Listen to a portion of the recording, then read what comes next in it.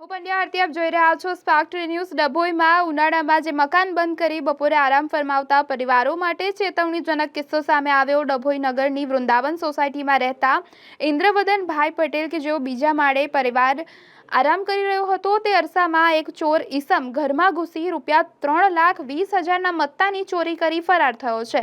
ચોર દ્વારા સોના ચાંદીના દાગીના, મોબાઈલ અને રોકડ રકમ મળી 3.20 લાખની ચોરી કરી હોવાનું હાલ સામે આવી રહ્યું છે, જેમાં પોલીસ દ્વારા સીસીટીવીના આધારે તપાસ કરતા અને ઘરમાં જે માઇક દ્વારા જણાવાયેલ ચોરના નિશાન આધારે તેને ગણતરીના કલાકોમાં જ ઝડપી પાડવામાં આવ્યો છે।